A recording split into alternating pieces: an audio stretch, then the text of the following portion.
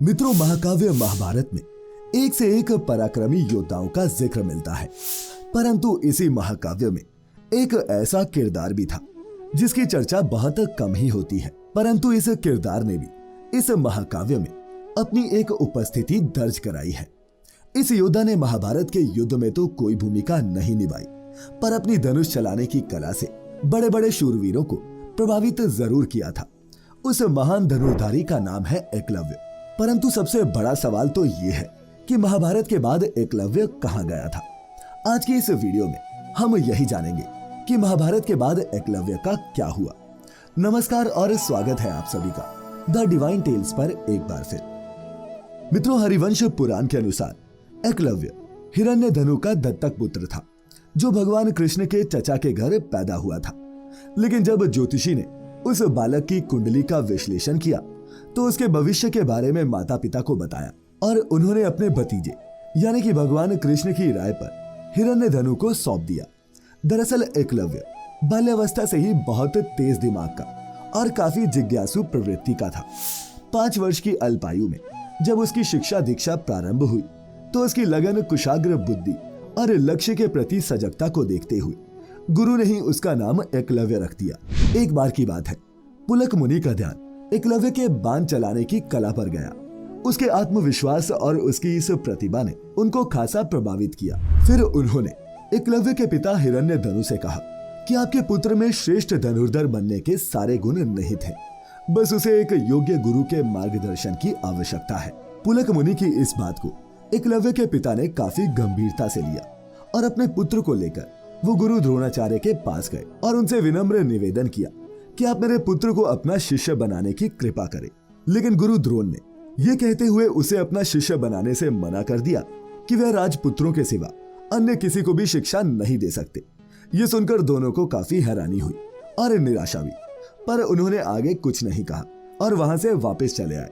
हालांकि एकलव्य मन ही मन गुरु द्रोण को अपना गुरु मान बैठा था, क्योंकि एकलव्य भी समझ चुका था कि गुरु द्रोण से बड़ा गुरु पूरे संसार में और कोई नहीं था। इसके लिए उन्होंने एक तरकीब निकाली, जिसके अंतर्गत एकलव्य ने गुरु द्रोण के आश्रम के निकट उनकी एक भव्य प्रतिमा बनाई और उस प्रतिमा को अपना गुरु मानकर प्रतिदिन धनुर्विद्या का अभ्यास करने लगा।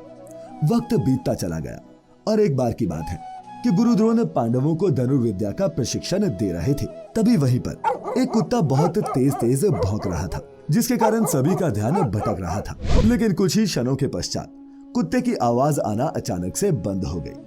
पांडव और गुरु द्रोण को मामला समझ नहीं आया तो वे उसी ओर चल पड़े जहां से भौंकने की आवाज आ रही थी। वहां का दृश्य देखकर सभी चौंक गए, क्योंकि किसी ने कुत्ते के मुंह को बाणों से इस प्रकार सिल दिया था कि रक्त की एक बूंद तक नहीं टपकी। तब द्रोणाचार्य ने तेज आवाज लगाकर पूछा, कौन है जिसने कुत्ते के मुंह को बंद किया है? तब वहां पर एकलव्य आया और बोला, प्रणाम गुरुदेव, मैंने ही कुत्ते के मुंह को बाणों से बंद किया है और ये सब आप ही की कृपा से हो पाया है। एकलव्य की ऐसी बातें सुनकर गुरु द्रोण बोले, बालक तुम कौन हो और मैं तुम्हारा गुरु कैसे हो गया? मैं तो तुम्हें जानता तक नहीं। इसके उत्तर में एकलव्य ने कहा, मैं वही एकलव्य हूँ जो अपने पिता के साथ आपको अपना गुरु बनाने आया था, परंतु आपने मुझे शिक्षा देने से इनकार कर दिया। पर मैंने उसी दिन आपको अपना गुरु मान लिया था और फिर आपकी मूर्ति के समक्ष मैं स्वयं ही धनुर्विद्या सीखने लगा और आज आपने जो देखा है ये उसी का प्रतिफल है। एकलव्य द्वारा कही गई इन बातों को सुनकर गुरु द्रोण काफी भावुक हो गए और मन ही मन ये सोचने लगे कि मैंने इतने कुशल धनुर्धर को अपना शिष्य ना बनाकर सही नहीं किया। फिर वो एकलव्य को अपने हृदय से लगाने के लिए आगे बढ़े ही थे कि उन्हें अर्जुन को दिया अपना वो वचन याद आ गया, जिसमें उन्होंने अर्जुन को विश्व का सर्वश्रेष्ठ धनुर्धर बनाने की बात कही थी। वो वहीं रुक गए और बोले, एकलव्य हमें भी दिखाओ कि मेरी प्रतिमा कहाँ लगी है।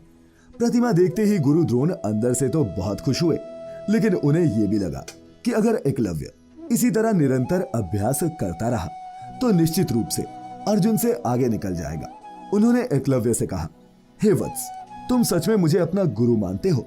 तब ये बात भी अच्छे से जानते होंगे कि बिना गुरु दक्षिणा के कोई भी विद्या सार्थक और सफल नहीं मानी जाती। इसीलिए अगर तुम मुझे गुरु दक्षिणा प्रदान करो तो मैं आज से ही तुम्हें अपना शिष्य मान लूंगा। यह सुनते ही एकलव्य अत्यधिक प्रसन्न हुआ, क्योंकि वो कब से उनको अपना गुरु बनाना चाहता था। और फिर वो बोला, हे गुरुदेव, आज मैं धन्य हो गया जो आपने मुझे शिष्य के रूप में स्वीकार कर लिया। बताइए गुरुदेव, गुरु दक्षिणा के रूप में आपको क्या चाहिए? तब द्रोणाचार्य बोले, वत्स गुरु दक्षिणा में मुझे तुम्हारे दाएं हाथ का अंगूठा चाहिए। गुरु द्रोण के मुख से ऐसा सुनकर उसको हैरानी तो हुई, लेकिन बिना देर किए उसने अपने दाएं हाथ के अंगूठे को काटकर गुरु द्रोण के चरणों पर नौछावर कर दिया। ये देखकर गुरु द्रोण की आंखों से अश्रुओं की धारा निकल पड़ी। उन्होंने कहा, वत्स, मेरे जीवन में बहुत से शिष्य हुए और आगे भी होंगे, लेकिन तुम्हारे जैसा शिष्य मैंने आज तक नहीं देखा और शायद अब कभी देखूंगा भी नहीं। तुम्हारे जैसा शिष्य आने वाले समय में भी किसी को नहीं मिलेगा। इसके बाद सभी वहां से अपने अपने आश्रम लौट आए और एकलव्य भी अपने नगर श्रृंगवेरपुर लौट गया। वहां उसने बिना अंगूठे के ही अपनी धनुर्विद्या का अभ्यास जारी रखा और कुछ समय बाद ही एक बड़ा धनुर्धारी बन गया। कुछ वर्षों बाद निषाद कन्या सुनीता से एकलव्य का विवाह हो गया और दोनों खुशी खुशी अपना वैवाहिक जीवन जीने लगे। समय बढ़ता गया और एक दिन एकलव्य के पिता की मृत्यु हो गई। पिता की मृत्यु के पश्चात श्रृंगवेरपुर के सिंहासन का दायित्व एकलव्य को मिला। राजा बनने के बाद उसने एक बेहद शक्तिशाली सेना का गठन किया। उसकी सोच काफी विस्तारवादी थी। इसी सोच ने उसकी मित्रता मगध नरेश जरासंध से करवाई। जरासंध श्री कृष्ण के सबसे बड़े शत्रुओं में से एक था। विष्णु पुराण के अनुसार जरासंध से घनिष्ठ मित्रता होने के बाद वो जरासंध का सहयोग करने लगा और द्वारका के खिलाफ युद्ध में उसने जरासंध का साथ दिया।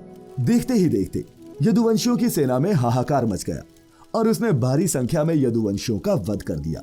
जब ये बात भगवान कृष्ण को पता चली तो वो उसको देखने आए, पर उन्हें तब बड़ा आश्चर्य हुआ कि बिना अंगूठे के वो इतने शानदार तरीके से बाण चला रहा है।